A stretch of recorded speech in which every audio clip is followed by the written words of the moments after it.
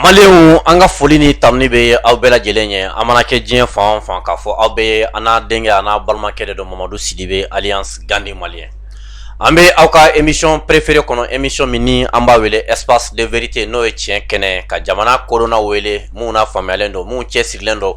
mun ka wulikajɔ ye jamanadenw u bɛ se ka don da kelen fɛ ka bɔ da kelen fɛ cogo min na k'o wele ka na an ka sigi an ka kuma jamana actualité baw kan. O hukumu de kɔnɔna la bi n ye Dr Abubakar Sidiki Fonba wele membre du CNT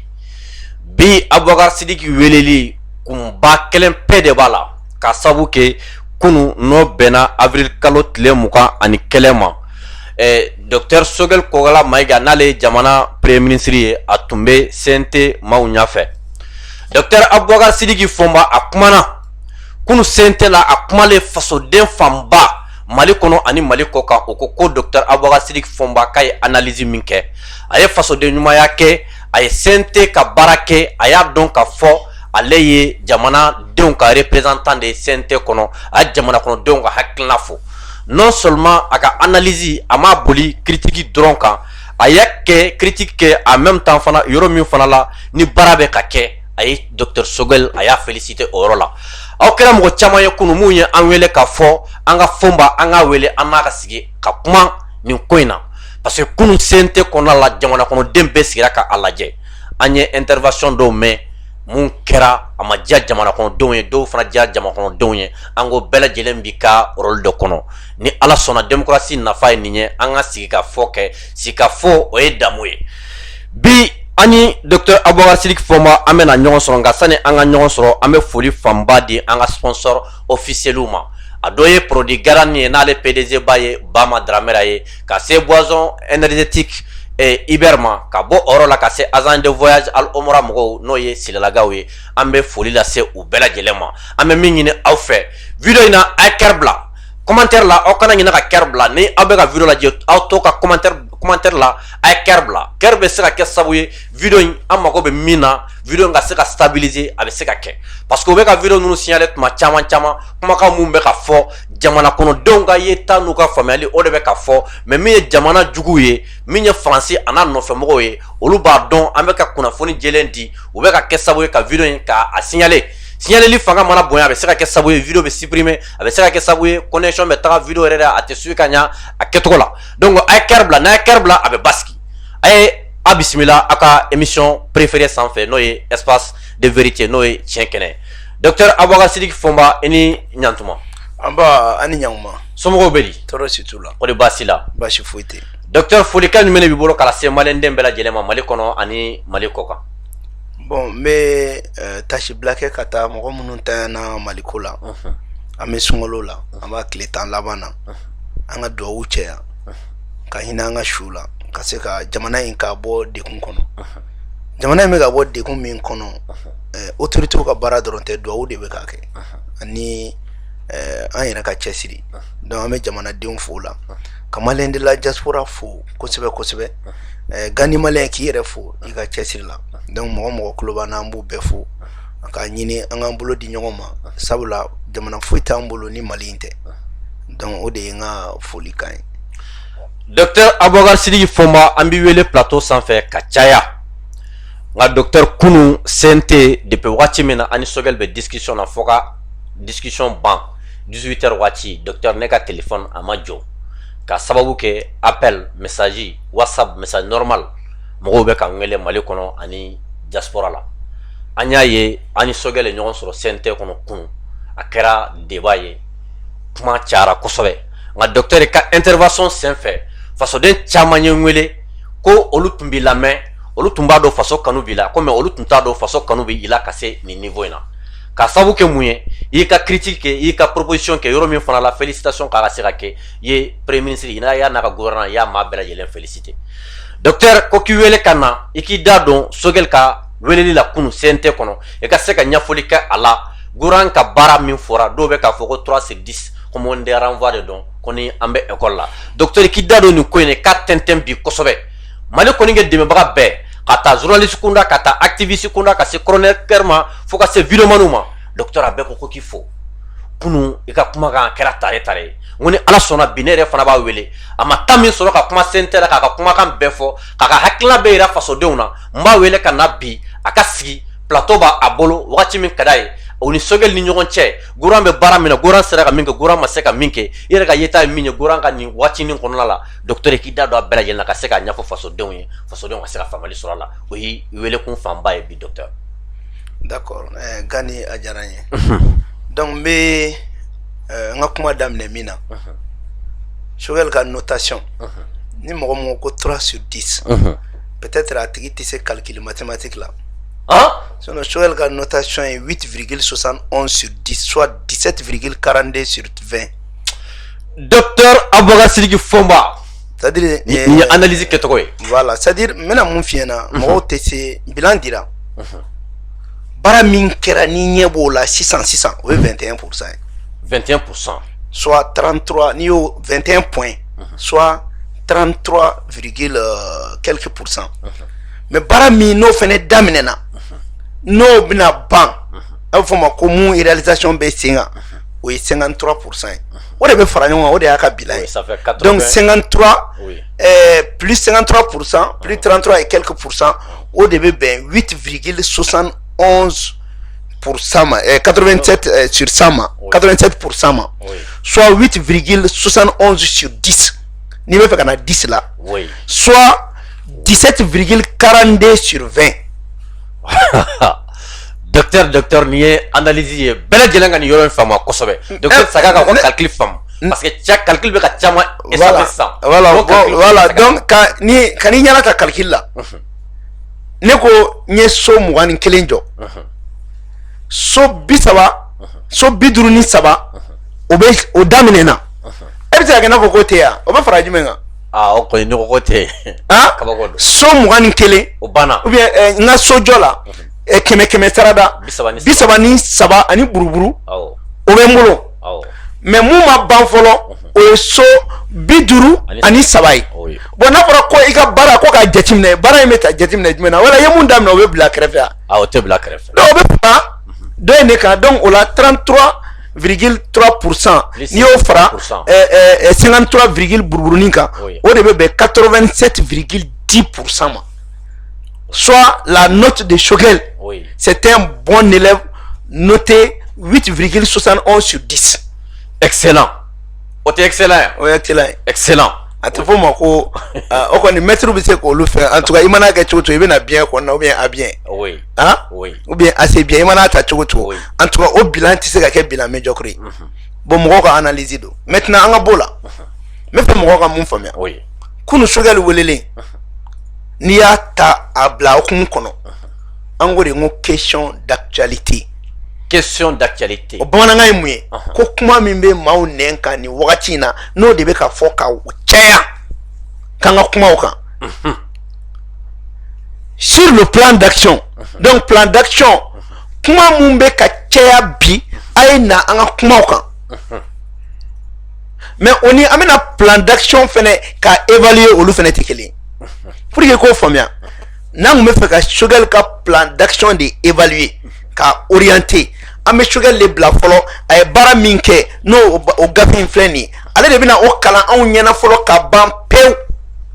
n'a kɛra tuma min na an bɛ question poser a kun a kɛra dɔw kɔnɔ ko i n'a fɔ tribunal don question poser maintenant mun kɛra mun ma ɲɛ an ma mun faamuya an bɛ question poser pour que k'o faamuya o ye évaluation suivi maintenant orientation o kun bɛ kɛ CNT kun bɛ résolution de kɛ ka nin bɛɛ kɔfɛ ka gafe dɔ dilan k'a fɔ premier ministre an y'a ye i ye nin kɛ nin bɛ sen na nin bɛ sen na an bɛ fɛ i ka taa nin fɛ i ka nin fara i bolo la i ka nin kɛ nin cogo in na mais an taara ko question d'actualité o kɔrɔ ye k'an ka taa kuma ka foroba baro kɛ kuma min bɛ sen na nin wagati in na donc o kɔrɔ an taara kuma mugu de la o donc parce que dɔw fɛnɛ bɛ k'a fɔ ko Sogɛl taara kuma mugu de fɔ effectivement an taara kuma mugu de fɛnɛ la o kuma mugu in kɔnɔna la ɲininkaliw bɛ kɛ walasa ka fɛn dɔw sɔrɔ donc o de la ne bɛ se k'a fɔ bon peut-être Sogɛl yɛrɛ ma se hali a ka bilan ɲɛfɔcogo la parce que bilan in sɛbɛnnen de don i b'a dɔn Sogɛl ka 10 mois ne nana kuma min fɔ ne tɛ mɔgɔ ɲɛna kuma fɔ dɛ ayi Sogɛl ka 10 mois kalo 10 a sera ka min kɛ démocratie san 30 ma di Mali ma. Docteur. Non mais ne bɛna ni dalu de yo. 10 mois. Dalu bɛɛ di ma 10 mois. A sera démocratie san 30 a ma se ka kɛ. Docteur ni yɔrɔ ɲa fɔ kosɛbɛ a ka faamuya dɛ. A fɔlɔ. Souveraineté militaire bɛɛ b'a dɔn k'an ka armée ko sɔsɔli foyi t'a la bi. An bɛ yɔrɔ min na bi non sɔsɔli t'a la. Donc armée de guerre de b'an bolo. Armée professionnelle de b'an bolo. Armée républicaine de b'an bolo. Kɔrɔ armée min b'an bolo u kalannen don u bɛ kodɔn wa u ka fasodenya fɛnɛ siga foyi t'o la. Bon diɲɛ ko bɛɛ bɛ daminɛ jumɛn na? Armée. Ni armée tɛ hali ka taa ɲɛgɛn na est ce que i bɛ sɔn ka don ɲɛgɛn na ko dɔ kana t'i faga ye. Ayi non i tɛ. N'i y'a mɛn ɲɔgɔn Sénégal tɛ ko dun ka fa. O k'a sɔrɔ armée de b'i bolo. N'i y'a mɛn k'aw kan ka taa hôpital la. N'a y'a sɔrɔ bandiw bɛ hôpital la i bɛ t'i furakɛ a i bɛ sa i ka so kɔnɔ de o. Donc ko bɛɛ bɛ siri armée de fɔlɔ la. Armée de ye ko bɛɛ daminɛ. Armée de bɛ faso nafolo kana. Armée de bɛ hali ka kan n'i ka fɛn armée de b'a bɛɛ lakana. Donc o sɔrɔla. Kalo 10.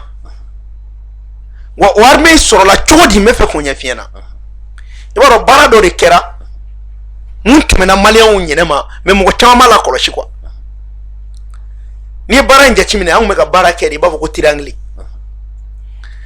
Au moment Choguel ni Ablaye Diop olu bɛ diplomatie agressive la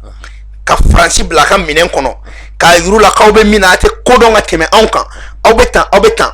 o wagati kelen anw ka le collectif pour la rélecture du traité de coopération militaire anw fana ye Faransi ka accord bɛɛ ta k'u analyser ka kuma maliyɛnw ɲɛ ka Faransi ka lebu yira mɔgɔ la. O kɛra. Donc Choguel bɛ ka diplomatie agresser minnu bɛ Mali kɔnɔ n'olu bɛ fɛ k'a dɔn mun de bɛ accord in kɔnɔ anw fana y'o ɲɛf'u ɲɛna. Au même moment Assimi ninnu y'u to la tuma min na Faransi occupelen bɛ Choguel ni Ablaye Diop la u bɛ k'u occuper an ka jamanadenw bɛ ka anw lamɛn wagati min na directement u donna k'u ka baara kɛ. Donc Choguel ka kuma diplomatie agressive o de y'a kɛ armée fana y'a ka baara kɛ parce que Faransi gulonnen tora dusubaya kɔnɔ c'est-à-dire u ye Faransi poussé à la faute de quoi. U y'u ɲɛsin Choguel ni Diop ma. Voilà maintenant olu bila à la faute de. Donc fana y'u ɲɛsin nɛni dɔgɔyali a tɛ foyi ye a don ta entre temps faute Assimi tɛna ka taa ka accord signé ni Russie ye ka na n'an ka armement ye k'u laɲinɛ quoi olu bɛ kuma na tuma min na armée commencera k'i jɔ donc armée kun tɛ se ka jɔ s'il y avait pas la diplomatie agressive o fana kun tɛ se ka kɛ au même moment ni jamanaden kun tɛ ka information sɔrɔ yala mun de bɛ accord in kɔnɔ de nin ko saba de kɛra ɲɔgɔn fɛ mɔgɔw m'a faamuya o de kɔnɔna na Assimi ye ci bila ne yɛrɛ ma Korema tɔgɔ la ani CNT commission loi ni commission défense k'an ka taa kuma traité de coopération militaire k'an ka miirina ye mun y'a kan an y'an ka miirina di o traité de coopération militaire o de dira Faransi ma hali sini u ma jaabi di o la donc souveraineté militaire o bɛ yen siga t'o la maintenant mun kɛra tuguni Choguel ka kuma armée ka sankɔrɔta a ye mun de di Mali ma a ye Mali ka hɔrɔnya d'a ma a y'an ka danbe d'a ma wa a ye faso kanu don maliyɛnw na ni ko jamanaden bɛ se ka jamana kɛlɛ kɛ ni faso kanu ma don i la a tɛ se n ko kɛlɛ min tun bɛ Mali la o tun ye de faso yɛrɛ de kun nege tɛ maliyɛnw yɛrɛ de kun faso nege t'u la maliyɛn kun kɛra mɔgɔ lagosili kɔfɛ maliyɛn kun kɛra n'a fɔra k'i ye maliyɛn i b'i dogo kalo 10 o danbe n'o hɔrɔnya o seginna maliyɛn ma ka tila ka faso kun nege don maliyɛn na fo maliyɛn dira diaspora dɔw b'a fɔ k'olu bɛ yɛrɛ na ka na marifa ta walasa ka Mali bɔ nɔgɔ la parce que u y'a ye ɲɛmɔgɔ minnu bɛ yen u y'a yira k'u bɛ faso fɛ ne ko fɛn jumɛn bɛ ka faso kanu don mɔgɔ la fo mɔgɔ dɔw b'u ka dugu la Gabonais mɔgɔ dɔw ko k'an bɛɛ kɛra maliyɛn ye fo ka n'a lase farafinna bɛɛ ka wuli ko tiɲɛ na Mali ni dɛmɛ ka kan o la olu b'o bila minɛn jumɛn kɔnɔ Sénégal Burkina Niger Togo o bɛ bila minɛn jumɛn kɔnɔ maintenant n'i ye i tor'o la n bɛ k'a f'i ɲɛna n ko budget in fɛn 87% n bɛ ka na yɔrɔ n ye armée ta fɔ an ka hɔrɔnya ni an ka danbe ka faso ko dusu don an kɔnɔ an ka kɛ an ka faso fɛ n'o o foyi t'o sɔrɔ diɲɛ kɔnɔ san 30 an kun bɛ k'o de ɲini an ma se k'o sɔrɔ sécurité ta an ye IBK ta est-ce que an kun ye fɛn fɔ IBK ɲɛna an ko IBK ma dɔrɔn an mago bɛ sécurité dɔrɔn na mais san 7 o ma se k'o kɛ baara foyi ma ɲini IBK fɛ baara foyi mais ninnu nalen filɛ kalo 10 fɛn fɛn kun tɛ se ka kɛ u y'a bɛɛ kɛ o kalo 10 kɔnɔ avion sanna minɛnw sanna wariw donna fɛn caman na école de guerre créeli fɔra EMIA kana tuguni o bɛɛ fɔra n bɛ n jɔ armée ta la n bɛ na sabanan a bɛ fɔ fɛn ma ko autonomie budgétaire FMI Banque mondiale n'a y'aw ja aide budgétaire aide o bɛna dɛmɛ mun d'a ma an y'a yira k'a fɔ ko dɛmɛ tɛ jamana la balo Mali bɛ se ka balo ka sɔrɔ mɔgɔ ka dɛmɛ tɛ o de donna nin transition fɛnɛ senfɛ o de kama an ka budget min b'an bolo 2022 mɔgɔ si ka dɛmɛ t'a la mɔgɔ si ka dɛmɛ t'a la Mali ka wari ressources propres de bɛ Mali la yan ka tila ka non seulement ka fonctionnaire sara an ma da o ma ka tila ka 173 milliards ko o bɔ k'o fara saraw kan donc a ye embargo in bɛɛ kɔnɔna la aw tun bɛ embargo kɔnɔ politiciens ka mankan ci kɔnɔ covid kɔnɔ ani faransi ka tapaji bɛɛ kɔnɔna na diɲɛ janfan bɛɛ kɔnɔ an y'an to kɔnɔ ka tila ka dɔ fara maliyɛnw ka sara kan wa sara bɛ kɛ a wagati la son dɔw bolo ko embargo kɔnɔna la an ka cɛ ko fonctionnaire tun tɛ ka sara non mais o bɛ se ka kɛ cogo di hali sisan an bɛ yɔrɔ min na ko bi saraw kɛra ka ban militaires ka sara kɛra ne de bɛ ka kuma sisan wariw taara banque la alhamdulillah wa sunkalo tɛ se ka sɔrɔ mɔgɔw ka sara ma d'u ma depuis embargo daminɛna Gani maliyɛn mɔgɔ ma mun faamuya gouvernement ye sanction préparée daminɛ kalo 8 ka sɔrɔ sanction ma ta non a tɛ tɛmɛ o kan docteur a tɛ tɛmɛ o kan maintenant n'i bɔr'o la n ye diplomatie agressive fɔ o ye mun ye o tun tɛ Mali bolo diplomatie agressive ye de ka kuma ka tiɲɛ ko tiɲɛ fɔ mɔgɔw tɛ mun tiɲɛ dɔn regarde Mali ka représentant bɛ Nations Unies la bi a tɛ k'an kunkɔrɔta Abdoulaye Diop tɛ k'an kunkɔrɔta wa Choguel tɛ k'an kunkɔrɔta mais n'olu tɛ ka nin kuma in fɔ dun tiɲɛw bɛ dɔn wa tiɲɛ tun tɛ dɔn mais mɔgɔw bɛ ka nin bɛɛ de kɛ u tɛ ka nin ci kɛ bilan ye nin si t'u ɲɛna olu kɔni ka bilan ye dɔrɔn élection e ma ye ne ma élection ko kuma fɔ kunun wa ayi ma fɔ non mais fa tɛ ne la ko ne bɛna n jɔ ko élection tɛ manamanakan yan n ko élection ye ko kuncɛ yɔrɔ de ye baara ɲuman bɛɛ kɛlen kɔ de i b'a kuncɛ an bɛna kalafili di jɔn ma mais i bɛ baara yɛrɛ yɛrɛ de kɛ fɔlɔ ka sɔrɔ ka taa kalafili la kalafili ye ko kuncɛ ko de ye non ko kuncɛ ko don maintenant n'i bɔr'o la n bɛna kabako kuma dɔ f'i ɲɛna bi a fɔ bilan in bɛɛ kɔnɔ justice ka point ka bon n'a bɛɛ ta ye la justice seule est à 80% des réalisations justice Mali justice kasɔkɛ c'est-à-dire n bɛ fɛ ka mun fɔ c'est vrai que problème caman bɛ justice kɔnɔ mansin min don mansin ka suma mais a bɛ ka taa a kun wulila a ralentit la n b'o dalu d'i ma ni mun ye an ye projet de loi 6 de voter justice yɛlɛmali kɔnɔna na pour que k'a lajɛ wari minnu bɛ don ani ni mɔgɔw bɛ minɛ yanni a ka kɛ de k'i minɛ dɔrɔn k'i bila kaso la i tɛ minɛ bilen i b'an ka wari de sara n k'o kɛra nin de fɛnɛ kɔnɔ alhamdulillah nin kɔnɔna kelen in na mɔgɔ minnu bɛ juge baara la ka a éthique c'est-à-dire a kodɔn baara ani ka dossiers lateliya mɔgɔ 500 ani mɔgɔ 40 ani mɔgɔ 3 o de formera pour que ka kow teliya 543 personnes au justice kelen kɔnɔ a dogora jɔn na k'an ma procès gagné contre les chefs d'état contre l'UEMOA Mali yɛrɛ ma deli ka procès gagné a yɛrɛ ka jamana kɔnɔ o taara jamana procès gagné sous région mais mun an t'o fɛnɛ dɔn justice ɲɛ di o justice kelen a bɛ ka baara dɔ labɛn pour les Maliens de la diaspora n b'a kun tigɛ i ɲɛ u bɛ ka baara dɔ labɛn ka tribunal dɔ dayɛlɛ pour que plus que jamais problème bɛ na jugement supplétif ko ni fɛnw bɛɛ la k'o tribunal jɔ o kama dɔrɔn Maliens de la diaspora ani Maliens minnu bɛ yan problème bɛ papier ko la dɔrɔn a b'i ɲɛsin o dɔrɔn de ma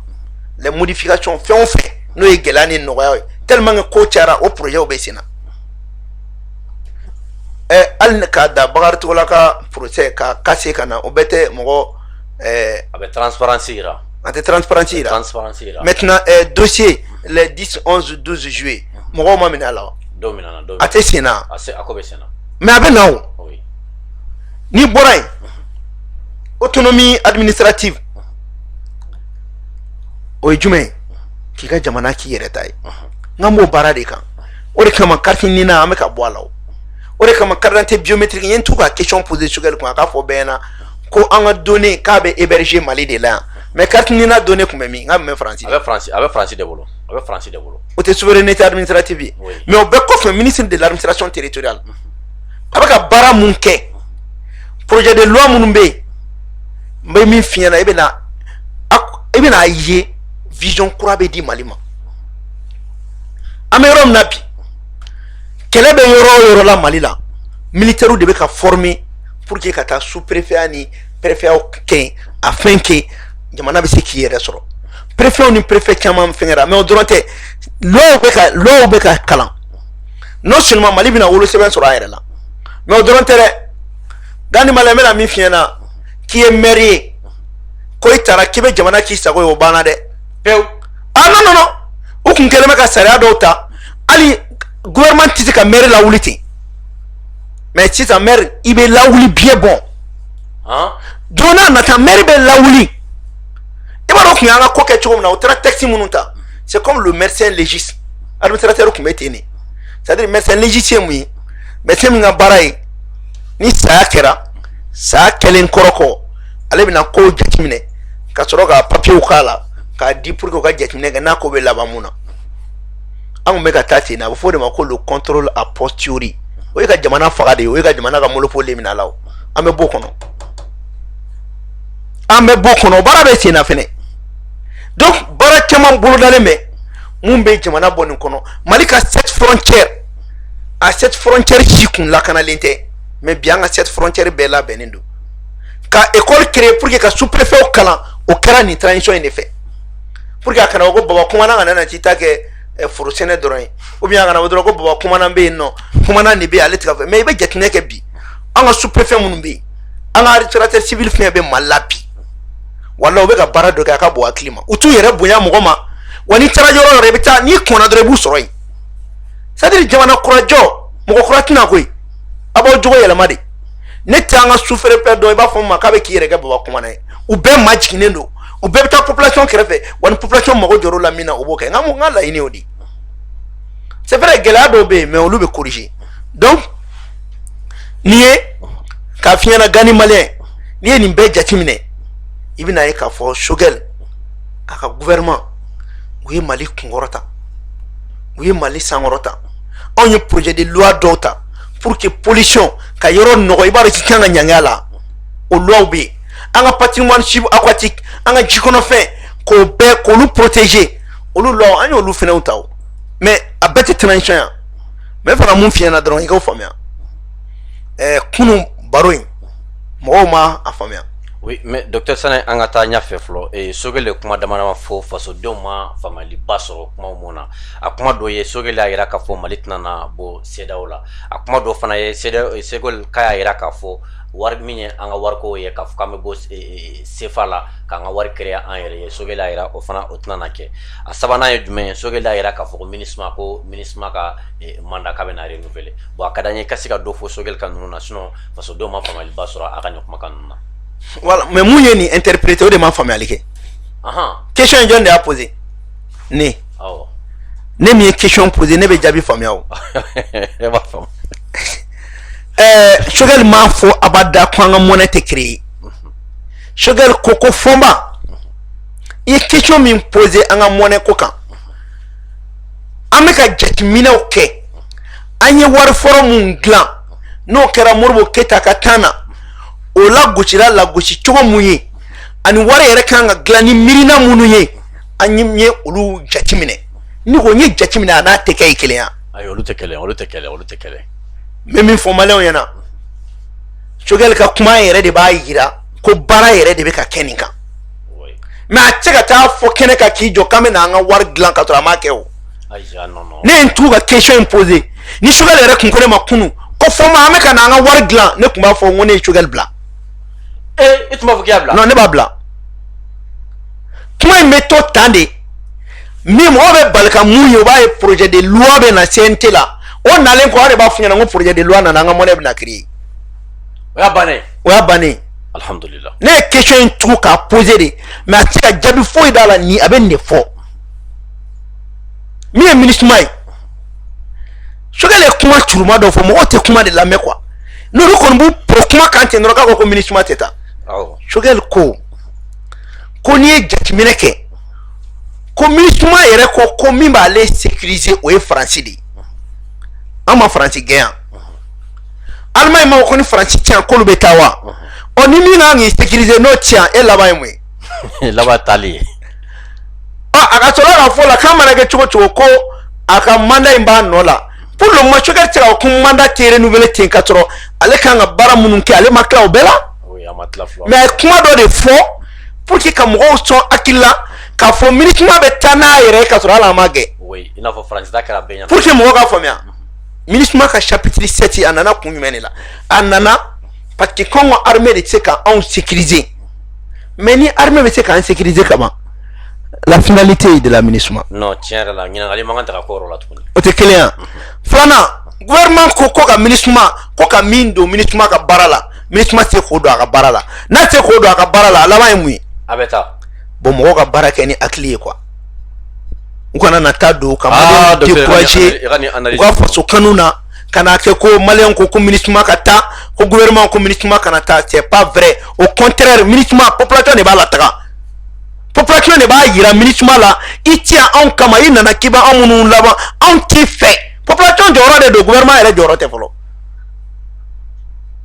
population de jɔyɔrɔ don anw de ya population ko Faransi ma n k'an dalen t'a la n k'a ka taa a taara anw de population fana b'a fɔ n k'an tɛ MINUSMA fɛ n'i bɛ anw kama n'anw ka si fɛ dun. Non i bɛ taa. N ko diɲɛ bɛ siran fɛn o fɛn ye o ye jama de ye o de kama minnu bɛ fɛ ka mɔgɔw décourager u ka bɔli la k'u ka fɔ ko MINUSMA ka taa u ka n'u lamɛn dɛ u ka bɔ. K'a fɔ ko MINUSMA ka taa. Ko Mali peuple de ko k'a tɛ MINUSMA fɛ min ye CEDEAO ye Choguel kumana conditionnel de la mais Choguel yɛrɛ y'a yira k'a fɔ k'an bɛ bɔ CEDEAO la o. Cogo di. Choguel m'a fɔ ko kalo 24 min filɛ nin ye ko an bɛ baara kɛ n'o ye hali n'o ma bɛn CEDEAO ma. A y'a fɔ ko kalo 24 kɔni kɛ sayi. CEDEAO sɔnna sa o CEDEAO ma sɔn o an kɔni bɛ baara kɛ ni kalo 24 k'an ye kalo 3 bila an kɔfɛ ten k'an bɛna baro kɛ ni kalo 24 donc ni CEDEAO ko k'a t'o la o laban ye mun ye. An bɛ fara ɲɔgɔn na. mais est-ce que a kan ka nin bɛɛ de fɔ wa. Ayi nin bɛɛ man kan tɛ k'a fɔ pour que k'a faamu. est-ce que a kan ka fɔ CEDEAO ɲɛna parce que dɔw fana y'a fɔ ko dɔw ka jate bɛ kɛ ko n'a ma nin fɔ k'a bɛ kɛ CEDEAO ɲɛna ko an tɛ bɔ o tɛ tiɲɛ ye o an m'a fɔ an tɛ bɔ dɛ an ko an dan ye mun ye ni fɛnɛ ma sɔn o ma min bɛ b'o la i b'o la a kɛra k'a fɔ a ka kuma na ko n'a ma ɲa k'an ko k'an b'an ka yɛrɛmahɔrɔnya de ta Mali la ko yɛrɛmahɔrɔnya fɛnɛ ani ko dɔw de bɛ taa ɲɔgɔn na i tɛ se k'a fɔ k'i b'i ka yɛrɛmahɔrɔnya fɛ ka tila ka taa CEDEAO ka sira fɛ parce que CEDEAO bɛ laɲini min kɛ o kɔrɔ ye k'an ka élection de kɛ mais an tɛna réforme kɛ CEDEAO yɛrɛ dun ko ka réforme kɛ donc Choguel ka kuma b'a yira ko ni CEDEAO bɛ sɔn k'a yɛrɛ sɔsɔ olu tɛna sɔn k'u yɛrɛ sɔsɔ u ka jamana ko la a kɛra k'a fɔ ko yala ko an bɛ nin baara in kɛ ka élection dɔrɔn kɛ ten coup d'état wɛrɛ ka kɛ yan. donc i ye Choguel ka kuma faamu. Ni kuma bɛ fɔ mɔgɔw ka kuma faamuya et puis o yamaruya tɛ Choguel bolo ka n'i jɔ anw ɲɛna CNT la k'an bɛ bɔ CEDEAO la o ça c'est fait par écrit c'est la diplomatie à niveau élevé c'est le président Assimi ne b'a fɔ bon sisan a ye bɔ CEDEAO la Choguel écrit et puis c'est fini Choguel t'o décision ta en tant que Choguel premier ministre non o ye président ka prérogative de donc i ye kuma faamuya. non docteur a bɛ ka faamuya kosɛbɛ. wari tɛ dilan o ma fɔ maa si ɲɛna an tɛ bɔ CEDEAO la o ma fɔ maa si ɲɛna MINUSMA ka mandat tɛ renouveler a bɛ renouveler o ma fɔ maa si ɲɛna kow bilara conditionnel la mais bɛɛ b'a dɔn Gandi maliyɛn ani situation in kɔnɔ ni Mali m'a ka wari dilan o kɔrɔ k'an y'a k'an yɛrɛ la de. n'an m'an ka wari dilan. an y'a k'an yɛrɛ la o tɛ ka négocier o o de y'a kɛ n seginna kuma in kan mais kow bɛ na u bɛ na u na cogo la hali Mali ni CEDEAO Assimi ye kuma turuma wɛrɛ fɔ a ko président yɛrɛ ye a fɔ ko an k'a to nin na wa nin y'an dan ye Choguel bɛ fɛ k'a yira diɲɛ mɔgɔ la de ko Mali y'a dan kɛ ka ban Mali tɛ tɛmɛ a dan kan o de ye kalo 24 ye an sera an dan na. 2 ans kɔni kɛ foyi tɛ b'o la. foyi tɛ b'o la k'an sera an dan na mais ni ko k'an sera an dan na kɔrɔ ye min ni mɔgɔ min ko ko ale t'o fɛ dun a bɛ laban mun kan. an bɛ fara ɲɔgɔn na de. mais kuma y'a yɛrɛ fɔ mais ni kuma ninnu bɛ interpréter tan pour que ka jamanadenw ka u bɛ fanga min b'u la ka jamana dɛmɛ walasa u ka dɔ b'o la donc n'o kɛra ko ko ja ninnu yɛrɛ u bɛ ka taa n'an ye fanga wɛrɛ fɛ Choguel ye kuma wɛrɛ fɔ a ko Assimi k'a ye fɛn 3 de f'u ɲɛna conseil des ministres la a fɔlɔ ko jamanadenw bɛ laɲini min kɛ ko k'o don ba la. o ye kuma ban pewu ye. jamanadenw ka laɲini tɛ wariko ye bi yan. o ka laɲini don. jamanadenw ka laɲini tɛ CEDEAO dabilali yan. jamanadenw ka laɲini tɛ an ka kan ka don ba la yan. o tuma na Assimi bɛ se k'a fɔ k'ale bɛ jamanadenw kɔ ka tila o ka tɛ jamanadenw kɔ wa. ayi o tɛ se ka kɛ. o est-ce que a mɛnna Assimi da wa. o kuma bɛ laban Assimi de la. Choguel ye Assimi ka ciden de ye a tɛna ɲiyɔrɔ kuma fɔ mɔgɔ dɛsɛlen bɛ k'o de faamuya c'est pour cela ni ko Choguel ka budget ko 3%. Ni 3 sur 10 dit Choguel ma, c'est comme si tu as donné 3 sur 10 à Assimi. Oui, mais docteur Amin ngali ko oro la parce que baro fasoden chamante ka femme femme. Ni gouvernement ko la taga jetem ni baraka département muna, c'est-à-dire uba essayer uba au ministère nun de tan kosobe. Mais ni bara ma ke yoro mina uba essayer ka sauver les jela oro la quoi. Ama siko oro de femme. Abela jela gouvernement mais ni baraka yoro min uba essayer ko ministère de tan. Sogel to fo oro na. Non kana ni bara ma ke yoro muna uba essayer ka afoko o sogel de no sogel jela. Kana fo ko uba essayer ba ko mogonindo. Voilà. Oui. Mounou pe Choguel ko kele là toujours. Oui, mon ko kele. On a problème yodi. Oui. Nego. Quand on dit le gouvernement. Oui. Sadio Kamara te gouvernement na. Sadio Kamara voilà. Son premier ministre c'est qui? Abdoulaye Choguel. Choguel tia. Le ministre Sanou. Ministre des Finances tia. Premier ministre Johnny. Choguel. Conseil de cabinet avec John fait.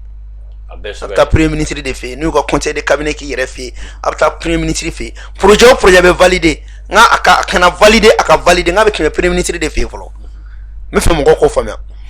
Projet. Almi Sadio Kamara projet doké armée kan avec me Choguel de fait folo pour que akana CNT là. Président nga soroka promulguer.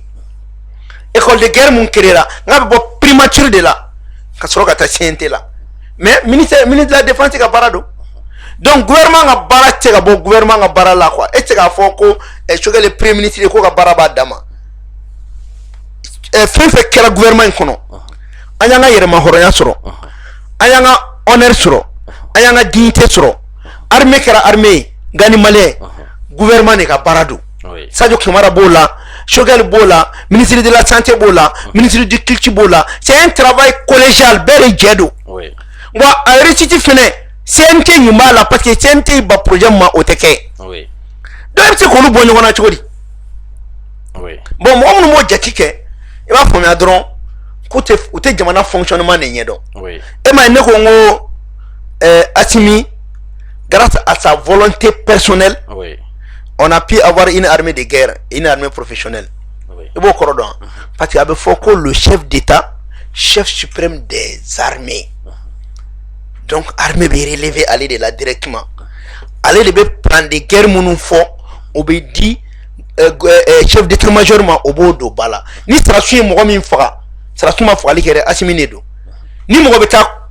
na fro kun no minembeke kata cour pénal là Assimi ne beta stratégie fo eteta. Donc comment a Foko ka volonté président a volonté de armée orientée. Mais premier ministre a volonté de gouvernement a bara orienté. Ore ki mango premier ministre ma ibeka mune makono ni tanga warglan. Ibeka mu makono ni tanga kando bala parce que ola ka constitution na kono fe un glan premier ministre ne fena bo o tengu président na ko bara OK. Donc mo ko na fe un fo ne kuma benye fe na san. Armée be singa ko te ko Choguel ma bara kere ko armée drone ya ke c'est faux. Fe mbe ke nyon fe di. Ni a message au baquet ni ministre des finances kuma warbodun moye mutarwan ge pati war nga boka do armée la nga ngo ya ite ka information de différencement kanga en bloquer lento ngo akna relation mani irisiche ngo ko gerare na ni banda onu betakali ka fara ko rew kan Oui, si gato la façon de me boro kala. Donc ni mo boro kala ma no ko be ka réaliser we premier ministre do soro mi me o kon no ya obolo o mi mo on no ya akoko o ma participer donc mi na ko ministre des finances fe na ma fenga na ko ma war ni ndu mi na mesa donc c'est un travail collégial bere kan barado ministre des finances membe abeka barake an premier abaka premier ministre ga yamara kono c'est vrai ministre nyumando mais premier ministre fe na de kaine le premier ministre ma ya ba bloqué na bloqué am tami jonne tira fo bi ko Choguel tira ka religieux abeka ka religieux d'ailleurs kuma ere la tunu aya ira bela ko ale ka ministre wa ka bonya buka parce que ni mi fara wa ko boni ministre ni not indien aba préciser ko ni ministre ni explication dia maintenant aja il n'est pas obligé ka ko ministre ni indien abtinga nye foti mais c'est l'honnêteté intellectuelle a ministre ere ni jabi dia o ko abora ministre de da a ko tige ministre de ne ko ni ko nyemo ko me bebi ka barake donc an bo kono quoi le bilan du gouvernement, c'est le bilan du gouvernement. Abana. D'accord. Docteur ni amboro oro la mesega foyer explication de 16 ans parce que mo mun tume ka ngini caman tun bolo kunu sogel taga kun ye CNT la dɔrɔn aw bɛna décision ta ka se ka a bɛna a fɔ ko motion de censure ko ta sogel contrôle la ka gɛn ka bɔ premier ministre la mais o y'a ye kunu o ma se ka kɛ u b'a fɛ tuguni ka sogel ni fasodenw bila ɲɔgɔn na ko ko sogel ko an tɛ bɔ CEDEAO la an t'an ka wari créer an yɛrɛ ye ministre ka mandat bɛ renouveler o y'a essayer ka na n'o kumakan mun ye pour que ka sogel ni fasodenw kun kari ɲɔgɔn na i bɔra ka explication di o fana la se fasodenw y'o faamuya mais min fana ka laɲini fanba ye bi ka fɔ ko sogel de ka bɔ premier ministre la ko premier ministre kura wɛrɛ ka na yala bi ni sogel bɔra yen bi yala e bolo jɔn wɛrɛ fana bɛ se ka na politicien dɔ bɛ se ka na ou bien M5 mɔgɔ dɔ bɛ se ka taa tuguni mais min fiyɛ na d'abord n b'a fiyɛ na hali ni sogel n'a bɔra premier ministre la nin yɔrɔ in na mɔgɔ bɛ taa kaburu jura o jɛlen don dɛ ka taa kaburu jura a kaburu jura mɔgɔ bɛ taa kaburu ka taa duwawu ɲini a kaburu kan hali n'a y'a bila bi nin yɔrɔ in na sabula an mɔgɔ bɛ hɔrɔnya ni danbe min na a y'o segin an ma mɔgɔ kelen ka baara tɛ fɛn bɛɛ ban hali n'a y'a bila bi o de kama kunun k'i ma n ko ne ka hɔrɔnya ni n ka danbe t'a to ne ka n da de sogɛli ye nin baara ɲumanba min kɛ n tɛ ka n da de o docteur kɔni ye tiɲɛ yɛrɛ la i bɛ ka nin fɔ mais n'an kun ye mɔgɔ dɔ ye ne kun tɛna taa n jɔ waaye sogɛli ko an ma ko illégitime illégal sisan a nana ɲɛfɛ o ye mɔgɔ denninw ka baara de ye non siga t'o la jamana ka bon mɔgɔ ko ma quoi oui est ce que y'a faamuya Gani Male n bɛ min f'i ɲɛna oui sogɛli bɛ taa taga cogo saba la n bɛ segin a kan a fɔlɔ sogɛli yɛrɛ k'a fɔ Asimi ma ne bɛ yɔrɔ min na parce que sogɛli ye effort min kɛ kalo 10 kɔnɔ i b'a yira ko san 10 baara de don wa mais cɛ y'a yɛrɛ bɛɛ de di ala tɛ sunɔgɔ mais sogɛli filɛ ni min farati k'a ɲɔgɔn cɛ a bɛ bin o mais ni min farati k'a ɲɔgɔn walayi a y'a yɛrɛ bɛɛ de di a tɛ sunɔgɔ a tɛ sunɔgɔ a y'a nin di de parce que sogɛli b'a dɔn nin kɔfɛ ale tɛna foyi sɔrɔ jamana ko in na bilen ka fɛn k'a jamana ye ni nin tɛ c'est la seule occasion unique occasion k'a yira maliyɛnw na ne ye jɔn ye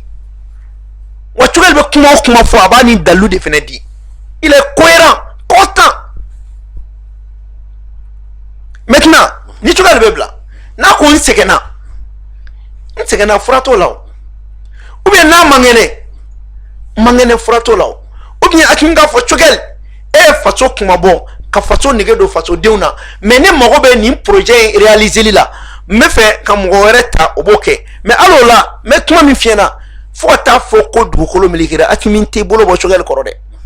fo ni sogɛli yɛrɛ ko quoi hali n'a y'a bɔ o la hali n'a ko k'a man kɛnɛ a bɛ n'a bila kɛrɛfɛ o tɛ fara ka bɔ ɲɔgɔn na o a dara a la de k'a ta k'a bila baara dɔ la wa a ye danaya minɛ fa a t'i n'a fɔ k'a tɛ se ka bɔ yen maintenant ni sogɛli bɔra yen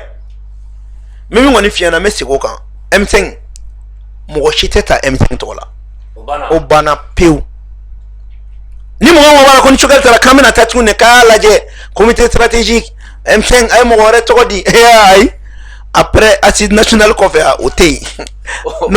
ni m'o joué la dɔrɔn i ka bolo o tɛ kelen ye filanan wa ministre tɛna ta bilen ko M5 dɛ k'a fɔ k'a ye M5 ye a ye na ni mɔgɔ dɔ ye ko ministre ya awɔ o fana nɔgɔyalen ye nin ye mɔgɔ bɛ taa de u ka compétence de la sa o fana banna pewu sabanan mɔgɔ si tɛna ta premier ministre la k'o bɛ taa parti politique la o kuma tɛ yen ayi premier ministre tɛ bɔ parti si la a tɛ kɛ parti si ka mɔgɔ ye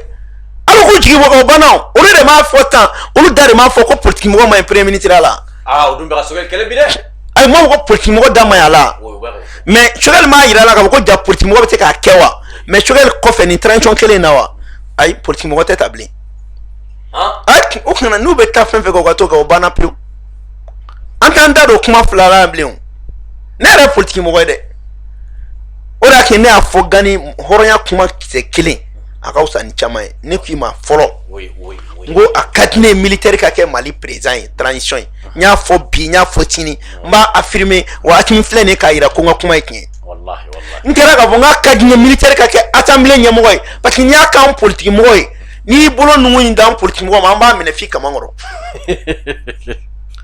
an b'a minɛ f'i kaman kɔrɔ parce que jamana in bɛ yɔrɔ min na a sera an ka kow tiɲɛ fɔ ɲɔgɔn ɲɛna quoi n'i kun ye CNT président di ne fɔma ma bi n b'a minɛ k'a kɛ politique minɛ ye k'a don kaman kɔrɔ minnu ni ka di n b'olu gɛrɛ n na minnu ni man di n b'olu bɔ a la jamana tɛ jɔ ten mais Maliki Jawo min b'a la a mana Maliki Diaw problème be ni chain da auta don ni chain abe ka ci fa be de mara Maliki Diaw a bere ba bul khoro c'est-à-dire kingo mbe Maliki dala est-ce abe atimi dala ha te ko ga chan cente kono we ko gacha e na foro ko kurutani kononton mo bora kurutani kononton de la kiko be mara oui o bena jogo ci ton politique mo yere an mena mandi chomi na kundi ma yan fe am ta kumbla yan fe bo ka o politique mo bo chela beni ka plando do be fakata election na do be fe tranchon a ban bibe do ra kono kona bana ko le be president o kono na be nyana bo atenya bo o de kama mo ka nga faso kanu ne bla nyefe donc me mi fiana atena fo ko chogel tete kate kata mais chogel teta mo bolo ko chogel beta ko nafo atimi na chogel ke ba ko mushar ay o mo te atimi ni les 5 colonels horo ya bula ou be mo ya kalama ni amo be kore la mum mete ka ke amo ke patin bi jaguare do mali mabbi ka chogel protéger jaguare do atimi mabbi ka chogel protéger jaguare do ambe mabbi ka chogel protéger ka tawuke ay gimana ta ka dakola ka franci kele ka ira giena ka baga jamana fe abe premier ministre la te premier ministre la abe protéger wani chogel bora premier ministre la bi a premier ministre tono be dama de c'est sera un ancien premier ministre abe garder ale ta rebe jugani to ta pati ay minge faso yo kama abe fenta manga lede ha donc chogel na rien à perdre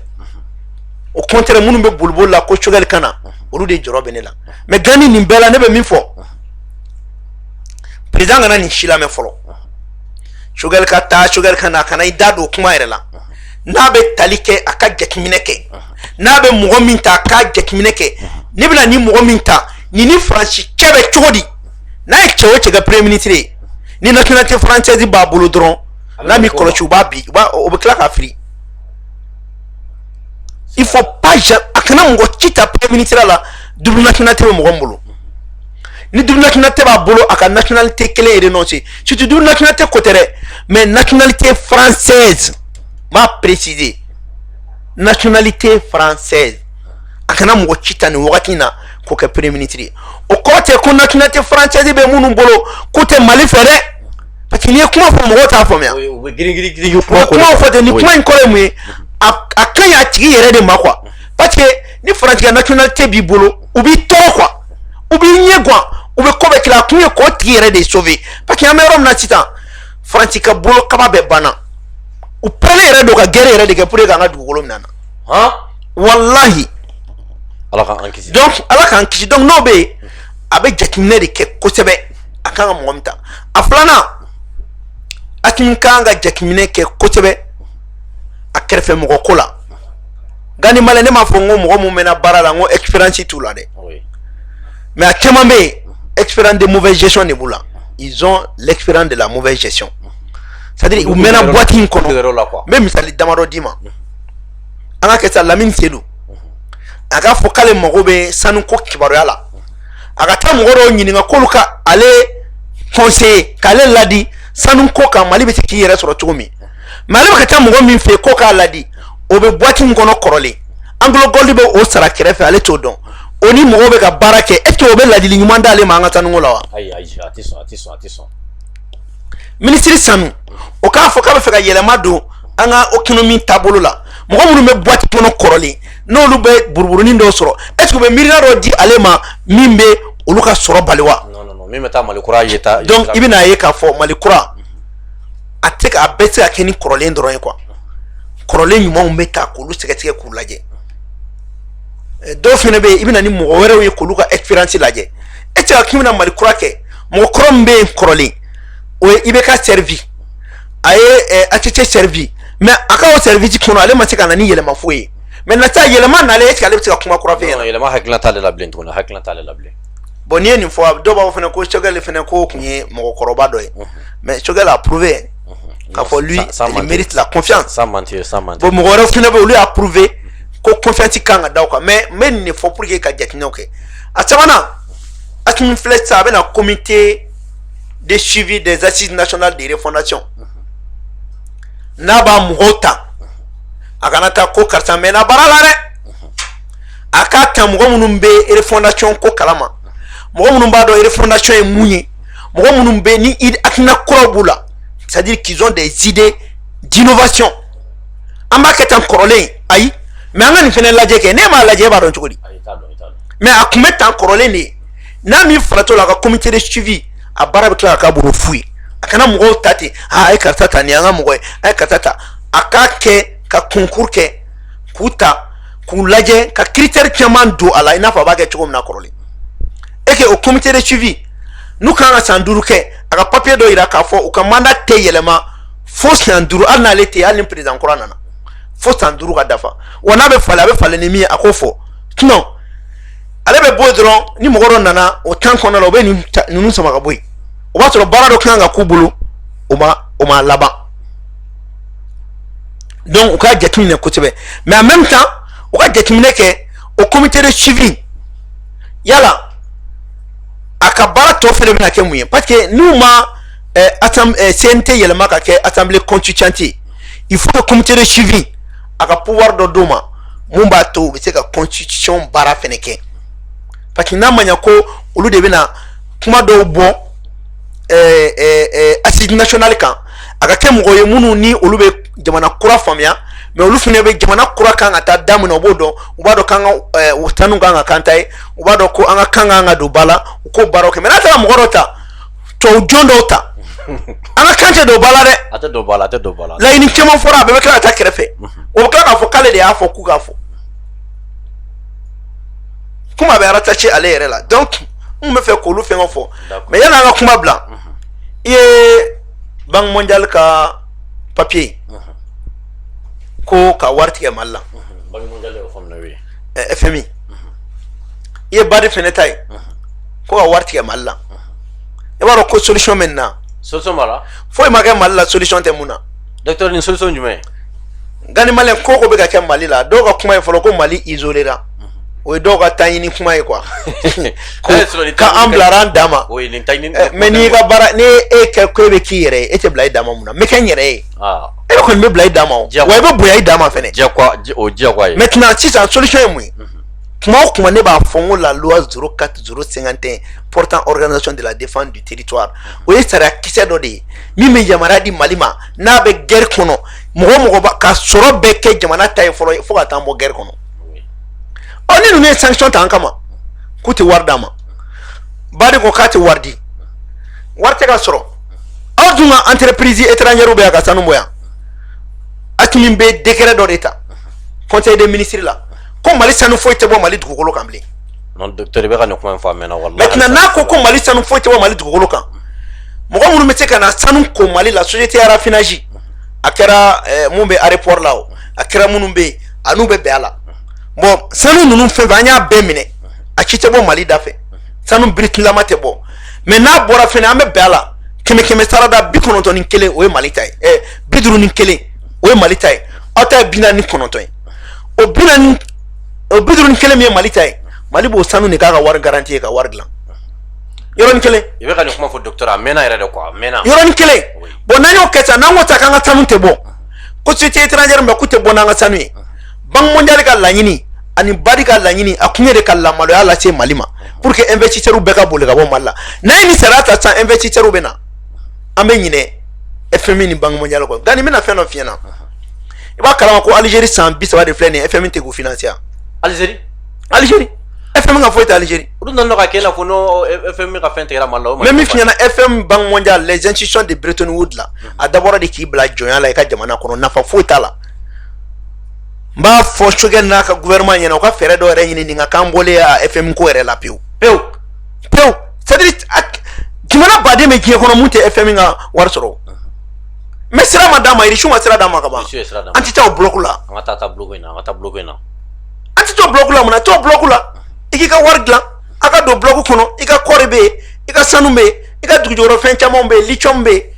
an b'olu kɛ fɛnw garantie k'an ka wari labɔ dɔrɔn wari bɔ ser'o ma Faransi bɛ wari min d'a ma 2000 ne m'a f'i ye n ko Faransi bɛ wari min d'a ma 2000 a dilan wari tɛ tɛmɛ dɔrɔmɛ 20 kan i y'a fɔ yan 1000 a dilan wari tɛ tɛmɛ 20 kan bon mais problème ye min ye n'an m'an ka wari dilan Faransi de b'an to nin na yɔrɔ série D de ye Mali ta ye u bɛ bien min di Mali ma série D de don o cɛman dilan ka di mɔgɔ lankolon caman ma ka wariba d'olu ma ka fanga fili tuma min na anw bɛ k'a fɔ ko wari t'an bolo wari bɛ tigɛ gouvernement na u bɛ wari suru ka na di Mali juguw ma olu fana bɛ commencer ka taa wari di commerçant ma u bɛ commencer ka ɲɔ san ka d'u ma ne ko kɔngɔtɔ ka mago bɛ ɲɔ ɲalen na ni kɔngɔ bilara jamanadenw na olu bɛ muruti sinon gani bɛ min f'i ɲɛna diɲɛ yɛrɛ gɛlɛya bɛ yɔrɔ min na Mali yɛrɛ ka nɔgɔn ni diɲɛ embargo tɛ dɛ malgré que embargo bɛ Mali ka nɔgɔn ni diɲɛ dugu camanba ye siga t'a la hali France embargo ko ye kunkolola ko dɔrɔn de sinon foyi tɛ Mali kan hali tulu min filɛ nin ye tulu ka nɔgɔn Mali la siɲɛ mais n ko diɲɛ de bɛ gɛlɛya la maliyɛnw kan ka bɔ de ka content k'a fɔ tiɲɛ na an y'an ja gani bɛ min f'i ɲɛna maliyɛn y'a ja de quoi dugu tɛ diɲɛ kɔnɔ min ka di ka Mali bɔ mais mun y'an sɔrɔ an tɛ baara de kɛ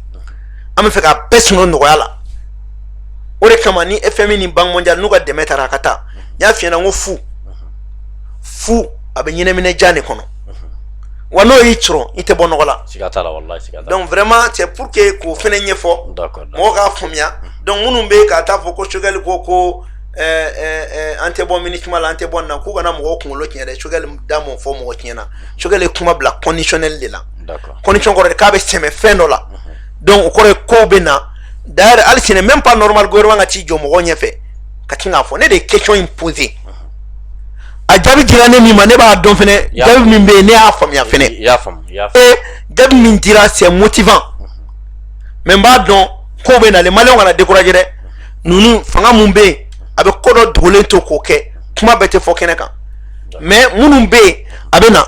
mɔgɔw k'a faamuya u kana décourager nin na u ka continuer ka transition supporter sabula wallahi Choguel y'a nin de di Assimi y'a nin di Maliki Diaw y'a nin di les 5 colonels u y'u nin de di ministre minnu bɛ yen bi u bɛɛ jɛr'u nin kɔ ni français ye nin kelen kelen sɔrɔ a t'u to yen donc ni mɔgɔw y'u nin di jamana ko la fo jamanadenw k'a dɔn ko i tɛ k'i nin di ka kulonkɛ quoi Abdoulaye Diaw filɛ bi a ko diyar'i ye o a ko goyar'i ye o i bɛ k'a ka temps na a tun bɛ kuma min fɔ ani bi a bɛ kuma min fɔ kelen don wa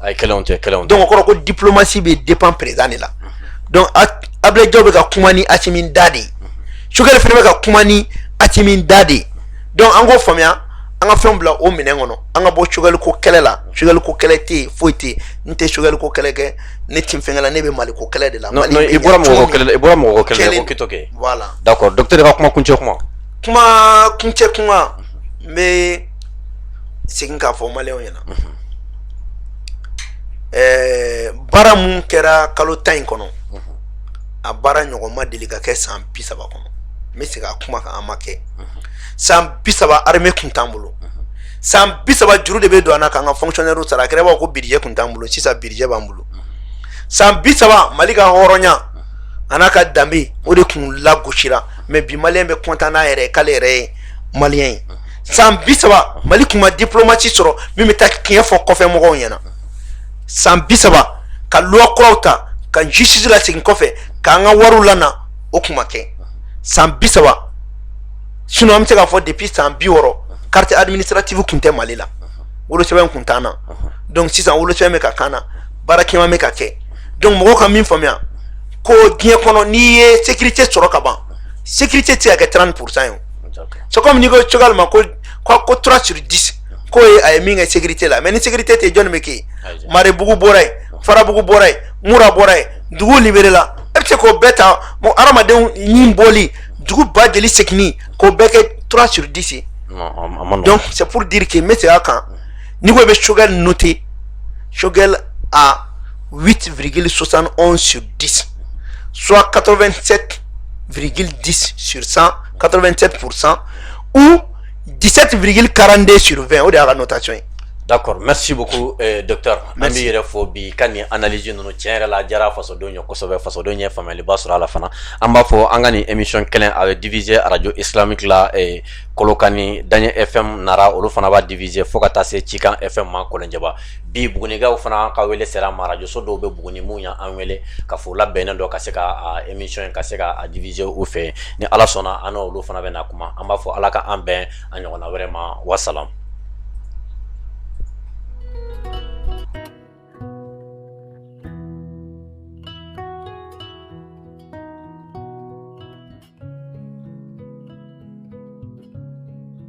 Gadan ni ko gadan o be tali kɛ produit la ina fɔ café gadan nɔnɔmugu gadan citron gadan fo ka taa se thé gadan ma ale ni lɔgɔti gadan nunu ye produit ye minnu be dilan anw yɛrɛ fɛ yan kɛrɛnkɛrɛnnenya la société Dramera et Frères maaw fɛ.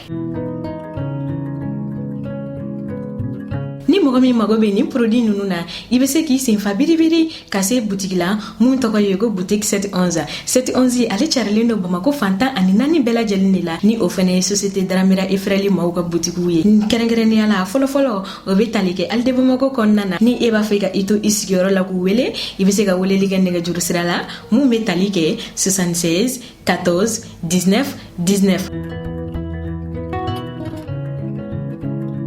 711D sɛbɛnnikɔrɔkaw ale ni lafiyabugukaw aw bɛ se ka aw senfa biribiri ka se jikɔrɔni fɛn min ye 20 mètres yɛrɛ o kɛrɛfɛla ye coye ni ani restaurant Civi Center man jan ɲɔgɔn na walima n'i b'a fɛ k'i to i sigiyɔrɔ la ka wele i bɛ se ka nɛgɛjuru sira ta mun bɛ tali kɛ 76 72 19 19 Kalabankorokaw fo ka taa se Kabalakaw ma aw bɛ se ka aw senfa biribiri ka se Cɛbani fɛn min ye lycée Demba Kanda Keita o kɛrɛfɛla yɛrɛ la coye wala n'i bɛ fɛ k'i to i sigiyɔrɔ la k'u wele i bɛ se ka weleli kɛ nɛgɛjuru sira la 74 62 19 19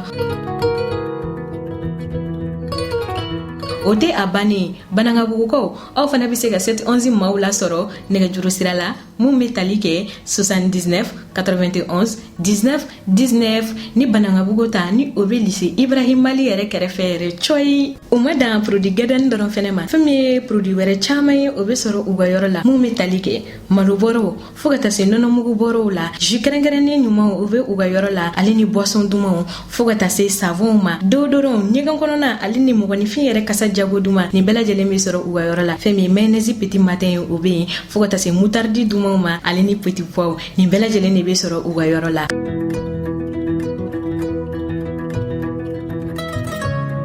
Ka wasa sɔrɔ dumuniko ta fanfɛla fɛ a fɔ ko société Dramera et Frères lafiya bulonba.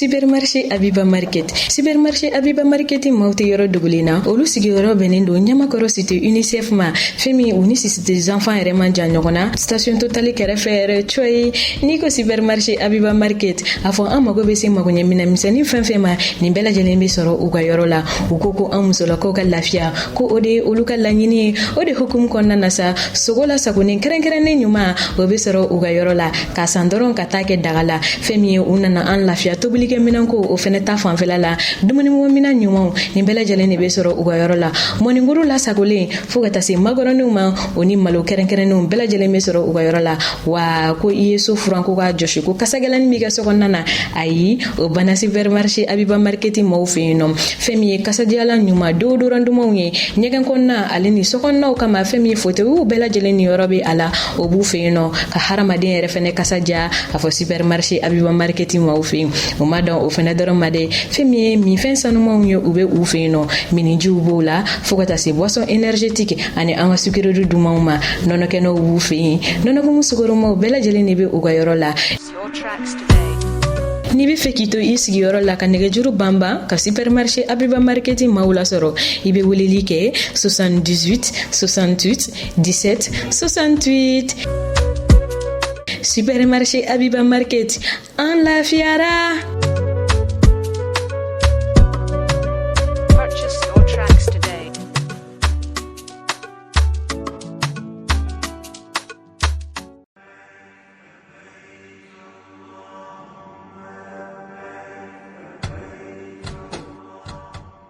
Al Umra be silamɛw kunnafoni k'a be duguta kɛrɛnkɛrɛnnen min labɛn san 2022 Umra ogumu kɔnɔna na ko o tɔgɔsɛbɛnw bi senna. Hinjikɛla minnu b'a fɛ ka taa Umra la ɲina sunkalo dɔgɔkun fɔlɔw la ni o b'a daminɛ avril kalo tile 4 ka taa bila a tile 18 na san 2022 ko o musakaw bi t'i jɔ sefa wari miliyɔn 2 ani 280 na. Minnu b'a fɛ ka taa sunkalo dɔgɔkun labanw na n'o b'a daminɛ avril kalo tile 17 ka taa bila mai kalo tile 2 la san 2022 o musakaw bi t'i jɔ sefa wari miliyɔn 2 ani 120 na. Al umra b'a da silamɛw kulo kan ko tɔgɔsɛbɛnw bi senna halisa minnu b'a fɛ ka taa Rajaba kalo o dɔgɔkun labanw duguta la ni o yɛrɛ bolodalen do ka bɛn février kalo tile 22 san 2022 ma. Al umra be silamɛw fo minnu ye danaya da u kan wa a bi weleweleda kɛ u bɛɛ lajɛlen ka boli joona ka n'u tɔgɔw sɛbɛn ni ka duwawu kɛ u ka taa ni ka segi ɲuman na Saudiya jamana kan. Ka fara o bɛɛ lajɛlen kan, Al umra ye cakɛda ye min be biyew feere minnu be dugutaw kɛ ɲɔgɔn fɛ ale ni kelenna dugutalaw ka taa diɲɛ jamana bɛɛ lajɛlen na min yɛrɛ la ani kɔnpanyi caaman de be baara kɛ ɲɔgɔn fɛ sɔngɔ nɔgɔman na. Ka fara o kan an be visa di Dubai tagalaw ma ka assurance labila dugutalaw ye bolimafɛnw ale ni fɛn caaman wɛrɛ. An ka musaka sarasiraw ye Orange Money, MoneyGram, Ria ale ni Western Union. Al umra sigiyɔrɔ bɛnnen do immeuble Fatoumata Soumaré ma, rue Baba Jara, porte 460 ka ɲɛsin immeuble Jige 3 ma. Nɛgɛjuru siraw 20 24 74 78